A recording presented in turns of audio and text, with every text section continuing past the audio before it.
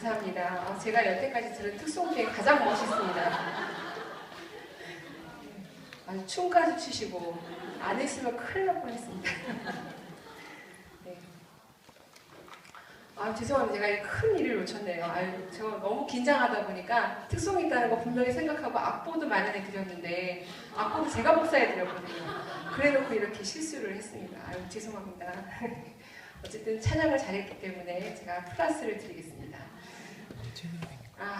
네, 정말 웃을 일이 요즘 별로 없는 것 같은데 그래도 이렇게 우리 남성부역 예배, 남성부역이죠? 네, 나오셔서 귀하게 특송해 주셔서 너무 감사하고 함께 이렇게 웃을 수 있게 해주셔서 정말 감사합니다.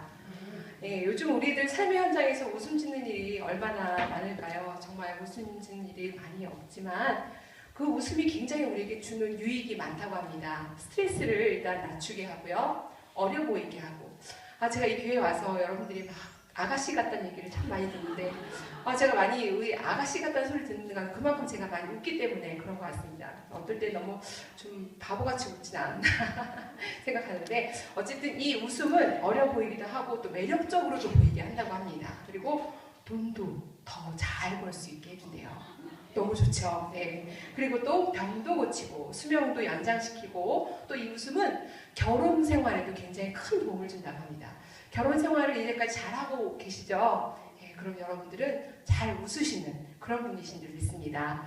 그런데 우리 인생이 이렇게 웃는 일만 있으면 좋겠는데 그렇지 못하다는 거예요. 어떤 가요의 노랫말처럼 전쟁 같아서 정말 웃음을 짓는 일보다는 아픈 일도 있고 힘든 일도 있고 고통스럽게 눈물 짓는 일들이 또 더 많은 것 같습니다. 그럼에도 불구하고 우리가 웃음을 짓는 한 사람, 그렇지만 그 뒤에는 그 웃음을 지속하지 못했던 그 한 사람에 대해서 오늘 말씀을 나누기를 원합니다. 이 사람은 정말 우리에게 정말 우리 인생에 있어서 정말 큰 그 교훈을 주는 그런 사람이에요. 여로보암 2세 때, 그러니까 오늘의 본문을 보시면 이스라엘 왕이 나오고 또 유다 왕이 나오거든요. 근데 이 이스라엘과 유다 왕은 여러분들이 이제 우리 목사님 말씀을 통해서 잘 배우셨겠지만 북이스라엘, 남유다 이렇게 해서 갈라진 국가잖아요. 그런데 이 북이스라엘과 남유다는 원래는 우리나라가 한반도가 하나였던 것처럼 이 두 나라도 하나였습니다. 그리고 이 두 나라가 하나였기 때문에 하나님의 한 나라였기 때문에 항상 우리가 열왕기나 역대기를 통해서 우리가 말씀을 보면은 이스라엘 왕이 나오면 그 다음에 유다 왕이 나오고 또 유다 왕이 나오면 이스라엘 왕이 나오는 역대기에는 그런 말씀이 안 나오네요. 열왕기에만 이렇게 나오는데 이렇게 되는 이유는 바로 하나님 나라에서 한 국가이기 때문에 그렇습니다. 그래서 이렇게 나오는 것을 볼 수 있는데 시대는 이스라엘 여로보암 2세 때 유다의 왕 아마샤의 아들 지난번까지 우리 수요일까지 아마샤에 대해서 오늘 목사님의 말씀을 잘 전해주셨는데요. 이 아마샤의 아들인 아사랴, 이 아사랴에 대해서 오늘 말씀에서 소개하고 있습니다. 이 아사랴는 또 다른 이름이 있습니다. 그 이름은 우시아거든요. 혹시 여러분 우시아가 문둥병에 걸렸다라는 말씀을 혹시 기억하고 계십니까? 이 우시아에 대해서 오늘 또 잠깐 살펴보려고 합니다. 이 아사랴는요, 나이 16세, 16살에 왕이 되었습니다. 굉장히 일찍 왕이 되었죠? 이 16살이라는 나이는 청소년이에요, 청소년. 지금은 중고등학생, 그러니까 중학교 3학년이나 고등학교 1학년 정도의 나이에, 그 어린 나이에 왕이 된 것입니다. 그리고 이 왕이 됐는데 52년간이나 이 왕으로서 이 통치를 했다는 거예요. 굉장히 훌륭한 사람이죠. 52년이면 쉬운 그 짧은 해가 아닙니다. 굉장히 긴 해를 왕으로서 굉장히 통치를 잘했던 그런 왕인 것을 우리가 보게 되는데요. 이 아사랴 왕은 초기에 아버지 아마샤 왕의 선한 행위, 즉 정직한 성품을 따라서 유대 땅을 잘 다스렸습니다. 그것의 증거되는 말씀이 오늘 본문의 3절 말씀인데요. 제가 잠시 읽겠습니다. 아마샤의 모든 행위대로 여호와 보시기에 정직히 행하였으나, 이런 말씀이 있거든요. 정직히 행인데요. 누가 보시기에? 여호와께서 보시기에. 하나님께서 보시기에 정직했다는 것은 사람들이 보기에도 정직했다는 것입니다. 우리는 정직한 걸 잘 몰라요. 왜냐하면 정직이라는 것은 마음속에 있는 것이기 때문에 우리는 겉으로 보기에는 그 사람이 정직해 보이고 보이고 착해 보이고 선해 보일지 모르지만 그 사람 속은 우리가 잘 알지 못하거든요. 그런데 그 속을 아시는 하나님은 이 사람에 대해서 굉장히 정직하게 살았다고 말씀할 정도로 말씀하신 걸 보니까 굉장히 정직하게 아주 하나님께서 기뻐하셨던 그런 왕이었다는 것을 보게 됩니다. 그런데 유대의 선 왕들이 그랬던 것처럼 안타까운 것은 오직 산당은 제거되지 못했다고 그 뒤를 이어서 말하고 있습니다.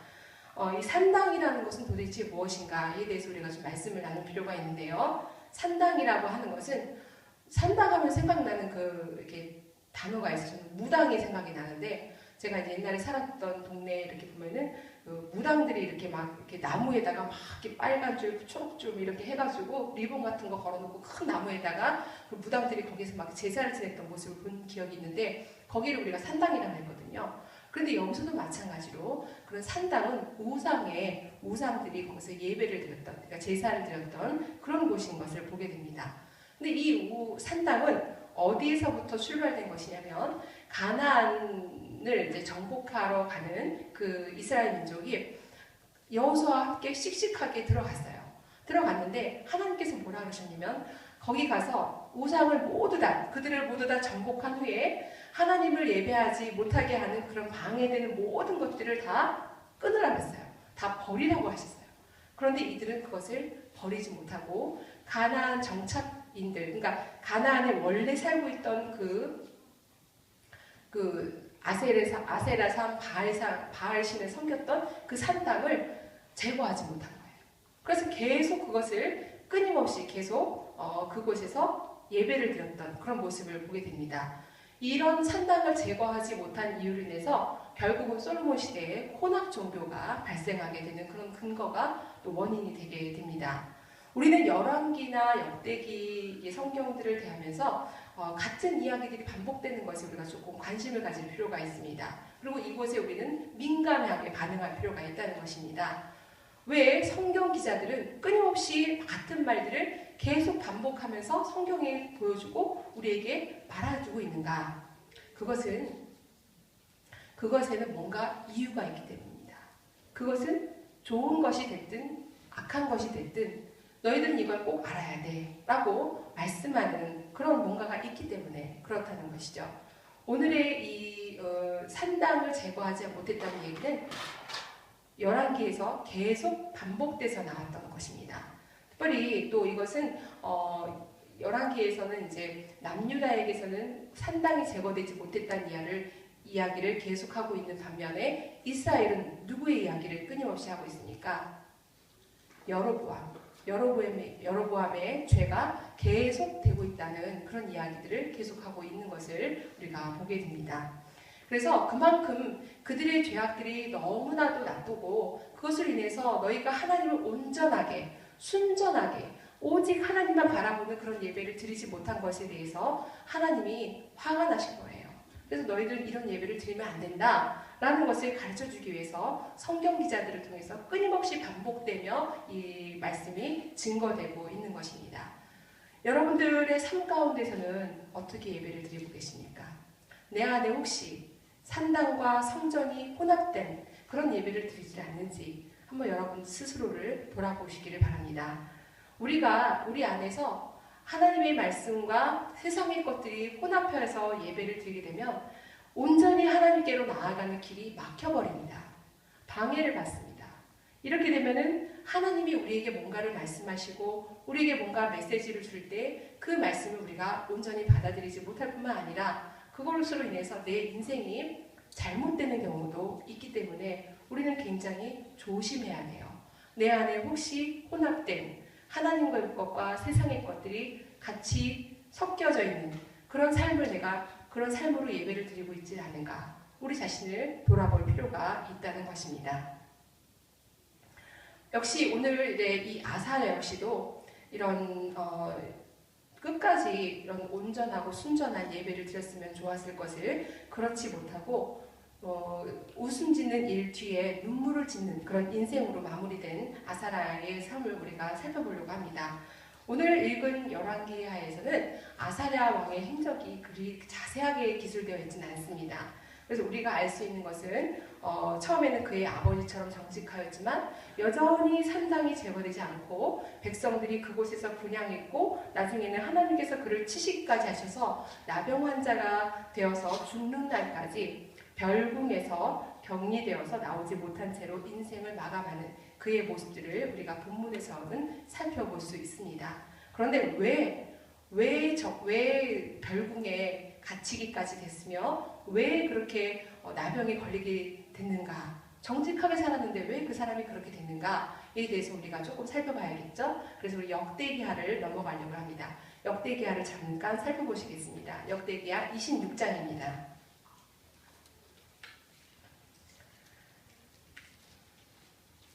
역대기하 26장을 모두 읽으면 좋겠지만 시간이 많지 않은 관계로 조금씩 읽어보겠습니다. 역대기의 26장을 펼쳐보시면 26장 전체가 아사랴 왕, 즉 우시야 왕에 대한 이야기가 기술되어 있습니다. 역대기하를 쓴 역대기자는 아사랴가 웃음을 짓는 정치, 하나님께서 기뻐하시는 정치를 펼쳤을 때에 대한 이야기를 길게 이야기하고 있는데요. 어떻게 아사랴는 그런 좋은 아름다운 정치를 펼칠 수 있었을까에 대한 대답이 바로 4절부터 5절에 나와 있습니다. 우리 함께 4절과 5절을 한 목소리로 봉독하여 올려드리겠습니다. 시작! 우시야가 그의 아버지 아마샤의 모든 행위대로 여호와 보시기에 정직하게 행하며 하나님의 묵시를 밝히 아는 스가랴가 사는 날에 하나님을 찾았고 그가 여호와를 찾을 동안에는 하나님이 형통하게 하셨더라. 아멘. 그렇습니다. 오늘 말씀처럼 아사랴 왕은, 즉 우시야 왕은 그를 옆에서 도왔던 스가랴 선지자가 함께 있었을 때만큼은 다른 신을 찾지 않았어요. 또 우상을 찾지 않았고요. 자신의 욕심을 내세우거나 자신의 영광을 구하지 않았다는 것입니다. 오직 여호와 하나님만을 찾았고요. 하나님의 살아계심을 믿고 하나님께서 상 주시는 이심을 믿으며 오직 하나님만 바라보는 그런 신실한 그런 믿음의 사람이었다는 것을 오늘 말씀을 보면서 살펴볼 수 있었습니다. 여기서 스가랴의 역할이 얼마나 중요한가에 대해서 성경은 말씀하고 있는데요. 스가랴에 대한 그 해석이 조금씩 다르긴 하지만 맥락은 같습니다. 제가 다른 성경들을 찾아봤는데요. 오늘 저희가 읽은 이 성경책은 개역개정 성경이죠. 개역개정에서는 하나님의 묵시를 밝히 아는 스가랴를 소개했습니다. 그런데 한글 표준 세번역 성경에서는 뭐라고 설명되어 있냐면 그의 곁에는 그러니까 그가 바로 이제 우시야죠. 우시야 곁에는 하나님을 경외하도록 가르쳐주는 스가랴가 있었는데 또 공동번역 성경에서는 그의 곁에는 하느님을 공경하도록 깨우쳐주는 사람 즈가리아가 있었는데 라고 번역되어 있습니다. 그러니까 하나님의 묵시를 밝히 아는 사람이다 라는 것은 즉 하나님을 경외하도록 가르쳐주는 그런 사람이었다는 그런 선지자였다는 그런 말씀입니다. 즉 하사랴 옆에는 하나님을 너무너무 잘 알고 있는 그 한 사람 스가랴가 있었던 것입니다. 이 스가랴는 하사랴에게 하나님을 두려워하는 법을 가르쳐 주었던 것이죠. 하사랴가 하나님을 두려워하는 이유로 하나님의 말씀을 순종할 수 있었고요. 하나님을 잘 섬길 수 있었습니다. 바로 그 원인이 첫 번째 원인이고요. 두 번째는 언제 여기 본문에는 나와 있지 않지만 아마샤 그 아버지 아마샤처럼 정직하게 행했다라는 말씀을 통해서 알 수 있는 것은 부친 그의 선친인 아버지 아마샤처럼 옆에서 잘 보고 배우고 이렇게 하면은 안 되겠구나 이렇게는 꼭 해야겠구나 라는 것들을 배워서 잘 왕의 훈련을 받았구나 라는 것을 우리가 볼 수 있다는 것입니다. 그렇게 해서 정말 하나님께서 보시기에 아주 정직하게 정말 할 만큼 율법도 잘 지킨 그런 하사랴 왕의 모습을 볼 수 있었습니다. 그래서 그의 아버지 아마샤 왕 옆에서 왕의 훈련을 아주 잘 받았고요. 또 선지자 스가랴 옆에서 하나님을 두려워하는 법을 잘 배웠기 때문에 순종했던 하사랴는 모든 일에 있어서 점점 더 풍성해지고 점점 더 강성해진 그런 왕이었던 것입니다. 이것을 통해서 옆에 누가 있느냐라는 것, 정말 어떤 사람이 지도자로 세워지느냐라는 것이 굉장히 중요하다는 것을 우리가 볼 수 있습니다. 그러나 이 모든 것을 계획하고 추진하신 분이 아사랴가 아니고요. 또 그의 부왕이었던 아마샤 왕도 아니고요. 또 그를 잘 가르쳤던 스가랴 선지자도 아닙니다. 이 모든 것을 계획하시고 이 모든 일을 이루신 분은 바로 하나님이십니다. 우리가 본문을 보면요. 하나님이 도우셨다. 하나님이 기이하게 도우심에 있었다라는 말들이 또 반복되어 나타납니다. 하나님은요. 다윗 왕조에게 약속하셨어요. 너희 다윗 왕조를 내가 지킬 것이다. 복주고 복줄 것이다. 라는 그 다윗 왕조에게 하셨던 그 말씀을 지키시기 위해서 이런 선한 그 정직했던 그 하사랴 왕을 통해서 계속 하나님을 경외하는 그 하사랴에게 이렇게 풍성한 은혜를 베풀어 주셨고 강성케 되는 그런 놀라운 복을 주셨습니다. 그렇다면 하나님께서는 어떻게 하사랴를 도와줬는가에 대해서 잠시 살펴보겠는데요. 먼저는 그 솔로몬 시대의 그 영토를 거의 다 회복하게 된다는 것입니다. 나누어졌던 나라들을 거의 하나로 이렇게 만들어지기까지 굉장히 놀라운 일이죠. 거기 보면은 2절, 역대하 26장 2절을 보시면요. 아마샤 왕이 그의 열조들의 묘실에 누운 후에 우시아가 엘롯을 건축하여 이렇게 나오거든요.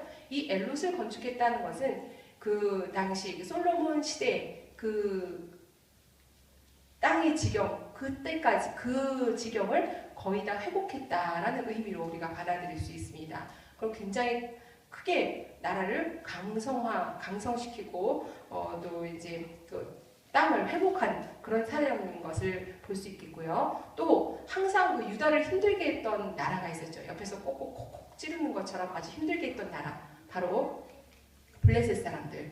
이 블레셋 사람들을 비롯해서 그 주변의 모든 국가의 사람들을 칠 수 있도록 도움을 주신 분이 바로 하나님이시죠. 그리고 역시 7절에 이렇게 말씀을 하고 있습니다. 하나님이 그를 도우사 블레셋 사람들과 구르바알에 거주하는 아라비아 사람들과 마온 사람들을 치게 하신지라 이렇게 말씀하고 있는 것입니다. 뿐만 아닙니다. 하사랴는 주변 국가로부터 조공을 받았어요. 이제는 나라를 확대시킨 것뿐만 아니라 이웃 나라로부터 조공을 받은 거예요. 굉장히 훌륭하죠. 조공을 받아서 또 매우 그런 경제적으로도 튼튼한 그런 국가를 세워나갔다는 것을 보게 됩니다. 그 소문을 들었어요. 굉장히 큰 나라, 애굽이죠. 이 애굽 나라의 그 주변 국가까지, 변방의 그 국가까지 이 소문이 굉장히 자자하게 들렸을 만큼 그만큼 하나님이 이 하사랴에게 아주 굉장히 큰, 아주 강성하게 되는 그런 놀라운 은혜를 허락하셨다는 겁니다. 또 강성해진 것은 군사적으로, 외교적으로 뿐만 아니라 그는 농사 짓는 일을 굉장히 좋아했다고 해요. 그런데 여러분, 광야에다 농사 짓는 게 쉽지 않잖아요. 근데 이 광야에다 우물을 파괴하고 또 그곳에서 포도원, 그 다음에 산과 밭, 뭐 이런 여러 가지 이야기가 나오는데 그것이 10절에 나옵니다. 망대를 세우고 물 웅덩이를 많이 파고 고원과 평지에 가축을 많이 기르게 하고 또 여러 산과 좋은 밭에 농부와 포도원을 다스리는 자들을 두었어요. 그래서 아주 농사를 좋아하는 사람이었다는 것을 오늘 이제 말씀하고 있는데 이처럼 모든 먹는 것과 과실과 이런 축산업 이런 모든 것들도 굉장히 풍성하게 됐다는 것입니다. 이 모든 것을 통해서 하나님은 정말 이 하사랴에게 모든 것을 주셨구나, 모든 복을 다 주셨구나 라는 것을 보게 됩니다. 우리가 솔로몬 이후로 만난 첫 번째 왕인 것 같습니다. 그렇습니다. 이처럼 하나님은 하나님 스스로를 경외하는 자들, 하나님을 두려워하는 자들, 또 하나님 말씀에 순종하는 자들에게는 이렇게 웃음 짓는 일들, 이런 선물을 가져다 주십니다. 그리고 강성하게 하시고 번창하게 하시는 그런 하나님이십니다. 어떻게 하면요? 하나님을 경외했을 때. 근데 하나님을 경외한다는 것은 여러분 잘 아시죠? 하나님을 공경하고 두려워하는 마음으로 바라보는 건데요. 하나님을 또 이런 뜻도 있어요. 하나님을 선한 마음, 좋은 마음으로 삼가 조심한다라는 의미도 있습니다. 하나님을 조심스럽게 또 좋은 마음으로 선한 마음으로 하나님을 바라보는 것, 이런 경외하는 마음이 바로 이 하사랴에게 있었기 때문에 하나님은 끊임없이 그에게 큰 복을 주셨던 겁니다. 이 경외에 대한 이야기를 통해서 우리가 잠깐 말씀 찾아볼 게 있는데 하나님은 그 가나안을 정복하는 여호수아 기억하시죠? 여호수아에게도 이런 하나님을 경외해라 라고 말씀하셨어요. 이스라엘 모든 민족에게 율법을 다 지켜서 행하고 좌로나 우로나 치우치지 말라고 말씀하신 것. 여호수아 1장 8절의 말씀 나오죠. 이 말씀을 통해서 우리가 볼 수 있는 것처럼 하나님을 경외하는 게 그리 녹록지 않습니다. 하나님이 율법을 다 지킨다는 거 아주 쉽지 않아요. 저는 사실 요 앞에 횡단보도가 있잖아요. 근데 횡단보도의 사이 거리가 굉장히 가깝습니다. 때로는 정말 어떤 요구가 일어나면 아무도 없고 또 차가 지나지 다니지 않으면 빨리 건너야 할 때 건너가고 싶어하는 요구가 정말 불솟듯이 일어납니다. 그런데 한 번 건넜어요. 정말 하나님 죄송합니다 건넜어요. 그런데 우리 강 목사님은 급하니까 옆에 있는 그 벨을 눌러요. 그래서 빨리 신호등을 켜지라고. 근데 이제 어쨌든 이런 것까지도 하나 지키기가 굉장히 어려울 정도로 사람들은 참 그런 법을 지키기가 쉽지 않거든요. 그것을 또 지키는 것뿐만 아니라 행하라고 말씀하셨고요. 또 이 마음을 좌로나 우로나 치우치지 말라 그랬어요. 이 마음을 지킨다는 게 굉장히 힘들 거거든요.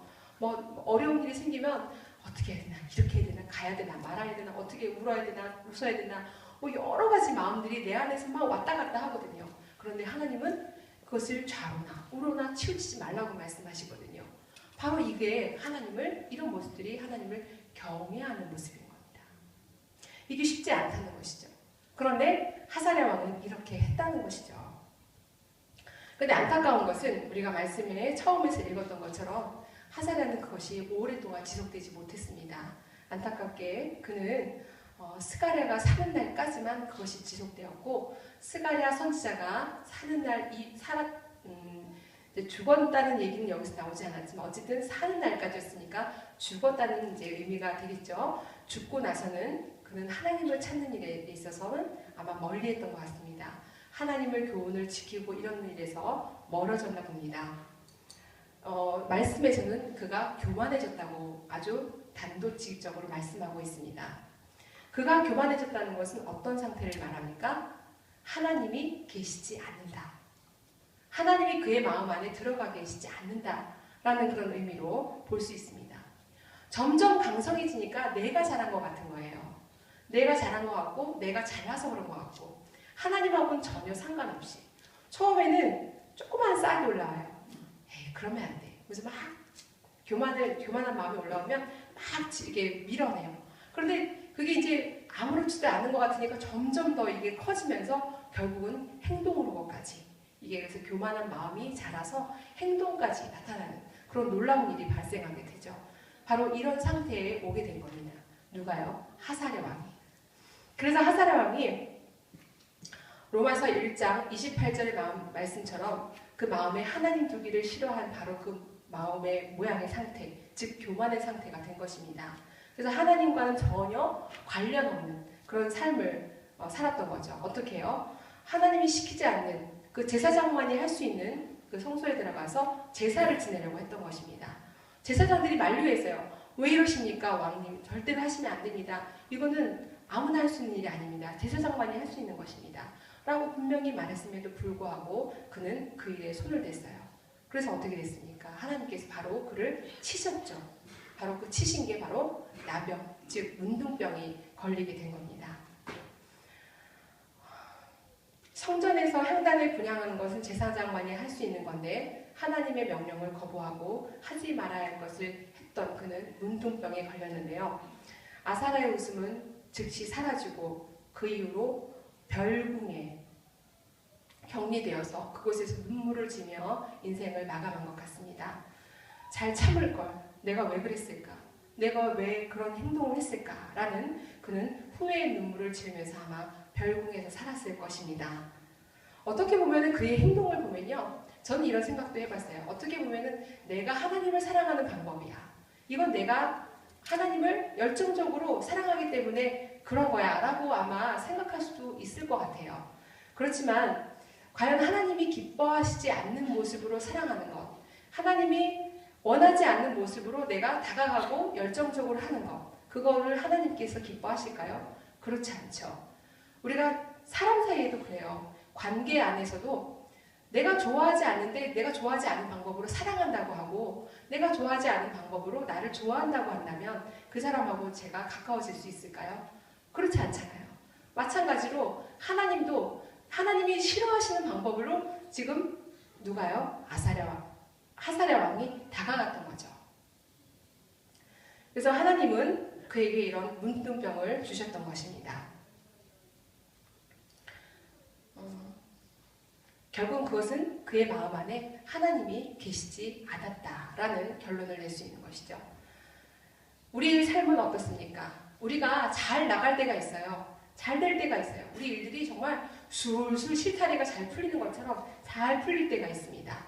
그런데 우리는 그때 잠깐 멈춰야 돼요. 이거 내가 잘하고 있는 건가? 이거 하나님께서 보시기에 잘하고 있는 거 잘하고 있나? 아니면 내가 이거 교만하게 내가 잘했다고 생각하는 건 아닌가? 라고 우리를 돌아봐야 한다는 것입니다. 그렇지 않으면 바로 넘어질 수 있습니다. 이 하사랴 왕처럼요. 특히 이 목사들은요, 밖에 이렇게 이제 설교가 끝나고 밖에 나갔을 때, 아유, 은혜 받았습니다. 이런 말 정말 넘어지기 쉬운 말입니다. 성도님께서는 우리를 이제 정말 목사님들에게, 아유, 정말 감동받아서 정말 이렇게 얘기를 하지만 그게 좀 많아지면 우쭐해지고요. 이게 정말 내가 잘해서 그렇구나 이렇게 생각할 때가 많다고 느껴집니다. 그래서 저희 전에 있던 교회에서는 절대로 그 말을 못하게 제가 저희 성도님들한테 말씀을 드렸던 적이 있는데 그것이 바로 굉장히 두려운 말입니다. 그리고 교회가 점점 부흥되고 성장해지잖아요. 그럼 내가 잘해서 된 것 같은 느낌? 그런 느낌으로 아주 교만해질 때가 많죠. 그래서 목사님들은 이런 것에 조심을 해야 되겠습니다. 저도 그렇고요. 그래서 성도들은 또 어떻습니까? 각자의 삶 가운데서 만사가 형통해요. 하던 일이 잘 되고 막 승진도 막 되고요. 그다음 자식들이 막 알아서 결혼도 하고 또 우리가 막 이렇게 자녀들이 막 서울대도 가고 뭐 연고대 가고 막 잘 나가요. 이런 모습들을 보면서 이들이 잘 되는 거는 내가 잘나서 그런 거야 라고 우쭐댈 때가 있다는 것이죠. 바로 이럴 때 조심해야 된다는 것입니다. 잘못하면 넘어지는 그런 교만이 우리 안에 있어질까 두려워야 한다는 것입니다. 사실 오늘의 본문은 굉장히 쉬운 이야기예요. 하나님을 경외하고 잘 믿으면 모든 일들이 풍성해지고 강성해지는 놀라운 일들을 경험한다라는 것이고요. 또 반대로 교만한 마음이 즉 하나님 없는 삶을 살게 되면 우리는 넘어지기 쉽고 또 그런 하나님 앞으로부터 또 복을 받기는커녕 또 그런 벌을 받는다는 그런 단순한 그런 논리가 오늘 말씀 안에 펼쳐져 있습니다. 이런 아주 단순하고 쉬운 것들을 우리는 잘 지키지 못한다는 것에 문제가 있는 거죠. 왜 그렇죠? 우리는 죄성이 있기 때문에 그렇습니다. 죄악된 인간들이기 때문에 우리는 끊임없이 자꾸 넘어져요. 그래서 우리는 항상 이 앞에 나와서 예배를 드려야 되고 성전에 나와서 말씀을 들어야 되고 성전에 나와서 기도를 해야 되는 매일매일 해도 모자란 것이 바로 예배인데 매일매일 해도 부족한 것이 기도라는 것이 바로 그것 때문에 그렇습니다. 우린 조그만 일만 있으면 걸려 넘어지고 또 하나님 앞에 벌을 받는 그런 일들이 내 안에서 계속되고 있기 때문에 그렇습니다. 내가 부족하다고 생각하면 주님 앞에 나와요. 그런데 그렇지 못하다고 내가 정말 만사가 형통하고 어려운 일이 없으면 하나님하고 관계없는 삶을 살아갈 때가 있습니다. 바로 이것이 인간의 본능인데요. 여러분들은 과연 하나님을 찾는 자이십니까? 아니면 하나님과 관계없는 삶을 살고 계십니까? 하사랴 왕처럼 그렇게 마지막에 눈물을 짓는 인생, 그렇게 인생을 살지 마시고 정말 끝까지 하나님을 붙잡고 날마다 웃음을 지며 그런 아주 놀라운 하나님을 주시는 그런 풍성한 은혜를 경험하시며 살아가시는 저와 여러분 다 되시기를 주의 이름으로 소망합니다. 기도하시겠습니다. 사랑과 은혜가 풍성하신 아버지 하나님 은혜를 감사드립니다. 오늘 하사랴 왕을 통해서 우리에게 귀하고 놀라운 그런 일들을 바라보게 하시고 또 교훈을 주시니 감사합니다. 정말 우리가 하사랴 왕처럼 끝까지 하나님을 바라보지 못하는 어려움을 당하지 아니하도록 인도해 주시고 정말 끝까지 하나님을 바라보며 하나님을 믿으며 하나님을 기쁘시게 하는 그런 귀한 인생들로 살아갈 수 있도록 은혜를 베풀어 주시옵소서.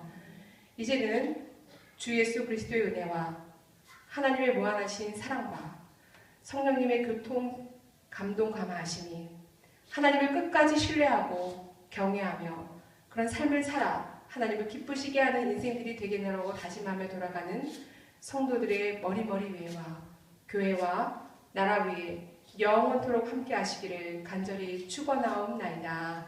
아멘.